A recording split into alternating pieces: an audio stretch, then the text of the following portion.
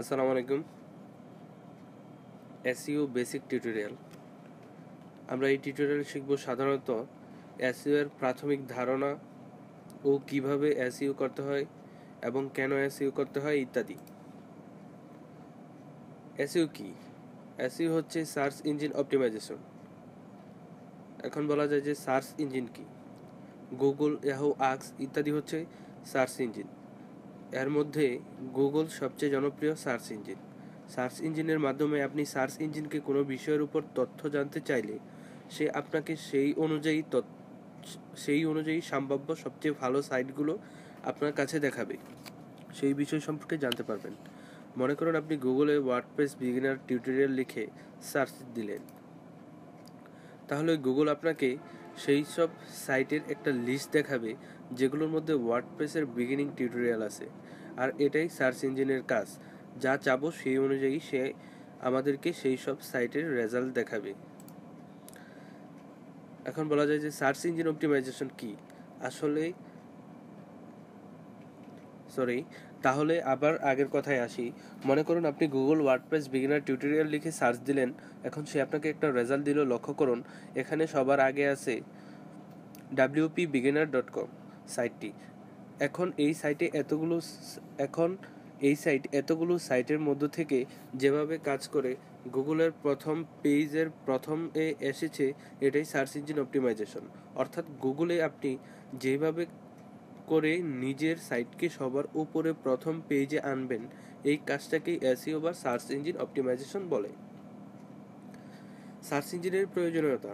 আজকে শুধু আমরা এসইওর প্রকারভেদ সম্পর্কে জানবো। এসইও দুই ধরনের: white hat SEO, black hat SEO. White hat আবার দুই প্রকার: on page optimization, off page optimization.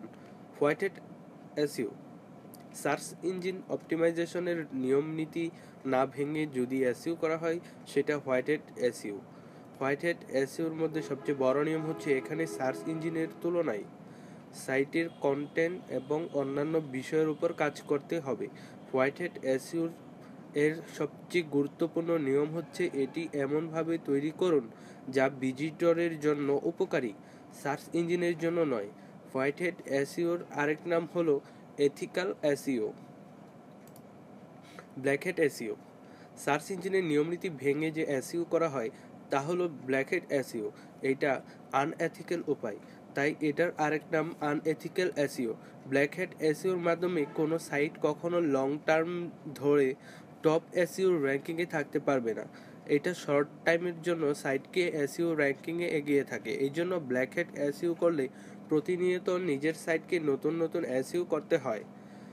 White hat SEO দুই প্রকার: on page optimization, off page optimization. On page optimization একটা ওয়েবসাইটের মধ্যে যে সকল অপটিমাইজেশন করা হয় সব অন পেজ অপটিমাইজেশন। একটা ওয়েবসাইট তৈরির সময় এর ভিতরে কিছু এসইও অপটিমাইজেশনের কাজ করতে হয়, কারণ এর মাধ্যমে সার্চ ইঞ্জিন আপনার সাইটটি খুঁজে পাবে।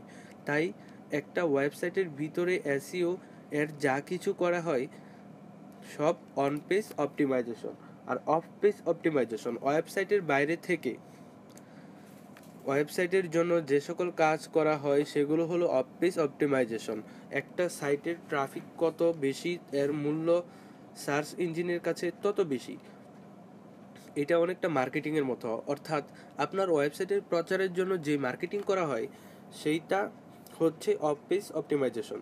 অফ পেজ অপটিমাইজেশনের গুরুত্ব অনেক বেশি।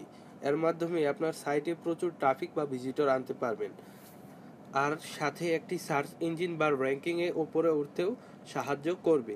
অন পেজ অপটিমাইজেশনের বিষয়বস্তু: keyword research, content, meta tag এবং meta description, Google sitemap, XML sitemap, এগুলো হচ্ছে সবচেয়ে দরকারি জিনিস। এছাড়াও আরও কিছু আছে, যেমন টাইটেল ট্যাগের ব্যবহার, এএলটি ট্যাগের ব্যবহার, H1 থেকে H6 ট্যাগের ব্যবহার। অফ পেজ অপটিমাইজেশনের বিষয়বস্তু: backlinking, forum posting, social bookmarking, Yahoo asker backlinking, article submission, article writing, anchor text, blog comment, video posting, image posting, PDF submission, RSS submission, review site submission, classified submission, search engine submission, directory submission, link wheel, link exchange, profile posting, CSS submission. Keyword. এখন থেকে আমরা on page অপটিমাইজেশনের বিভিন্ন বিষয় শিখব। আজকে keyword সম্পর্কে জানব। Keyword কি? আপনি এখন সার্চ ইঞ্জিনে যা লিখে সার্চ দিবেন সেই শব্দকে এক একটা কিওয়ার্ড বলে। যেমন গুগলে গিয়ে সার্চ দিলেন অনলাইন নিউজ পেপার, এখন এই অনলাইন নিউজ পেপারই কিওয়ার্ড। কেন কিওয়ার্ড রিসার্চ করব? ধরেন আপনার একটা ওয়েবসাইট আছে গেম র্যাঙ্কিংয়ের। এখন কোনো ভিজিটর যাদের গেম র্যাঙ্কিংয়ের ওয়েবসাইট দরকার, তখন তারা তো সার্চ ইঞ্জিনে বাংলা মিউজিক লিখে সার্চ দিবে না, তারা পিসি গেম র্যাঙ্কিং লিখেই অধিকাংশ সার্চ দিবে। তাই গুগল তখন কি করে চিনবে যে আপনার সাইটে বাংলা গান আছে নাকি গেম র্যাঙ্কিংয়ের রিভিউ আছে? আর এই কাজটা করার জন্য, অর্থাৎ গুগলকে নিজের সাইট সম্পর্কে জানাবেন, নিজের সাইটের টপিকের উপর কিওয়ার্ড রিসার্চ করে সবচেয়ে হাই সার্চ করা কিওয়ার্ডগুলো ব্যবহার করে। কিওয়ার্ডের রিসার্চ কি? ধরেন আপনার গেম র্যাঙ্কিংয়ের সাইট আছে। এখন কোনো ভিজিটর যখন গেম র্যাঙ্কিংয়ের সাইট খুঁজবে, সার্চ ইঞ্জিন তখন সে হয় game ranking site, game ranking for PC, top 10 games for PC, PC games review ইত্যাদি লিখে সার্চ করবে। এখন আপনাকে সাইটের এসইওর জন্য কোনো কিওয়ার্ডগুলা, কোন কিওয়ার্ডগুলা ভিজিটররা সবচেয়ে বেশি সার্চ দেয় এবং সেই তুলনায় সেই কিওয়ার্ডের প্রতিযোগী অন্যান্য সাইটগুলা কম, সেগুলো নিয়ে রিসার্চ করাকেই কিওয়ার্ড রিসার্চ বলে। কিওয়ার্ড রিসার্চ টুল। এখানে কিছু কিওয়ার্ড রিসার্চ টুল আছে, যেমন adwords.google.com, google.com/trend, আরেকটা হলো যে freekeywords.wordtracker.com, আরও অনেক টুল আছে। কিওয়ার্ড রিসার্চ করে সেটা কোথায় ব্যবহার করব? কিওয়ার্ডের গুরুত্ব অনেক। সাইটের এসইও নিয়ে যতক্ষণ আসেন ততক্ষণ কি ওয়ার্ড আপনার পিছন ছাড়বে না, কিওয়ার্ড আপনার পিছন ছাড়বে না। ডোমেইন নামের মধ্যে সাইট বা টাইটেলে, আর্টিকেল বা সাইটের কন্টেন্ট বা সাইটের পোস্ট এর ভিতরে মেটা ট্যাগের মাধ্যমে পরবর্তী ক্লাসে এই বিষয়গুলো নিয়ে আলোচনা করব। সার্চ ইঞ্জিন অপটিমাইজেশন কি? সার্চ ইঞ্জিন অপটিমাইজেশনকে ইংরেজিতে সংক্ষেপে এসইও বলা হয়। এর পূর্ণাঙ্গ অর্থ হলো search engine optimization. Search engine অপটিমাইজেশনের একটা পদ্ধতি যার মাধ্যমে আপনি সার্চ ইঞ্জিন ব্যবহার করে আপনার সাইটকে সকলের কাছে বিনামূল্যে সকলের কাছে পৌঁছে দিতে পারবেন। মোট কথা, যে প্রক্রিয়ার মাধ্যমে ওয়েবসাইটকে সার্চ ইঞ্জিনের উপযোগী করে তুলতে হয় বা সার্চ ইঞ্জিনের প্রথম দিকে নিয়ে আসতে হয়, সেটাকেই সার্চ ইঞ্জিন অপটিমাইজেশন বলা হয়। আসুন উদাহরণ দিয়ে বিষয়টি আরও পরিষ্কার হয়ে নেই। আমরা যারা ইন্টারনেট ব্যবহার করি তারা সবাই সার্চ ইঞ্জিনের সাথে পরিচিত, গুগল, ইয়াহু, আক্স ইত্যাদি। তার মধ্যে গুগল খুবই জনপ্রিয় সার্চ ইঞ্জিন। আমরা যখন কোনো কিছু সম্পর্কে জানতে চাই তখন আমরা সার্চ ইঞ্জিনে সার্চ করে থাকি। যেমন আপনি যদি বাংলাদেশের সকল খবরের কাগজের ওয়েবসাইটের লিঙ্ক চান, তাহলে হয়তো গুগলে গিয়ে সার্চ বক্সে লিখবেন বাংলাদেশ নিউজ পেপার লিঙ্কস, এরপর সার্চ দিলে দেখবেন কিছুক্ষণ পর অনেকগুলো ওয়েবসাইটের লিঙ্ক আপনার সামনে এসে হাজির। এখন আপনি মনে মনে ভাবতে পারেন সাইটগুলোর লিঙ্ক কিভাবে এখানে এলো। গুগল সাইটগুলোকে বাছাই করেছে নাকি সাইটগুলোকে গুগলে সাবমিট করার জন্য কেউ আবেদন করেছে? উপরে দুটো ভাবনাই ঠিক, তবে আগে আবেদন তারপর বাছাই করা। আর সার্চ ইঞ্জিন অপটিমাইজেশন হলো দুই এর সমন্বয়, অর্থাৎ সঠিকভাবে সার্চ ইঞ্জিন সাইট সাবমিট থেকে শুরু করে এর বাছাইকরণ করার সবই search engine optimization.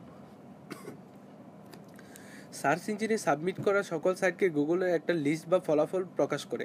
Search engine অপটিমাইজেশনের প্রধান কাজ থাকে এই তালিকায় প্রথম পেজে থাকা, আর গুগল এই তালিকায় প্রকাশ করে একটি সাইটের জনপ্রিয়তা, প্রয়োজনীয়তা, গুরুত্বপূর্ণতা সহ সকল কোয়ালিটি বিবেচনা করে। আর এসইওর কাজ হলো একটি সাইটের সার্চ ইঞ্জিনের জন্য কোয়ালিটি গড়ে তোলা। কী কারণে এই সার্চ ইঞ্জিন অপটিমাইজেশন করা আপনাদের অনেকের মনে প্রশ্ন জাগতে পারে, কেন আমরা এসইও করব?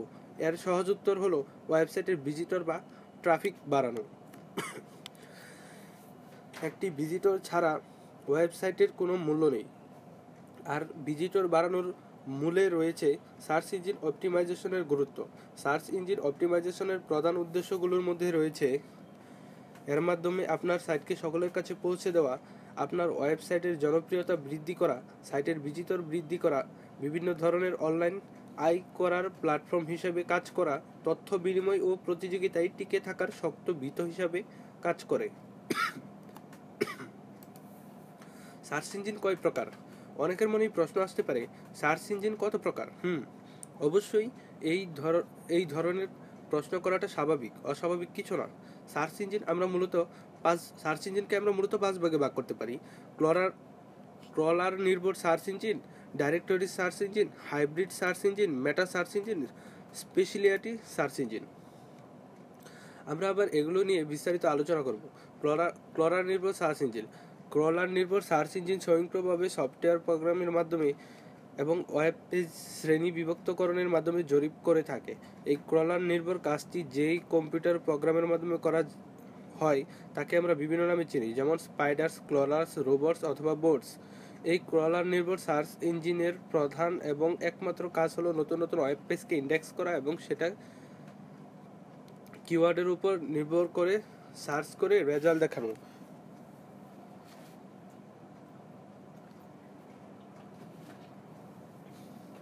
ক্রলার নির্ভর সার্চ ইঞ্জিন হলো এগুলো, যেমন Google arcs. Directory search engine.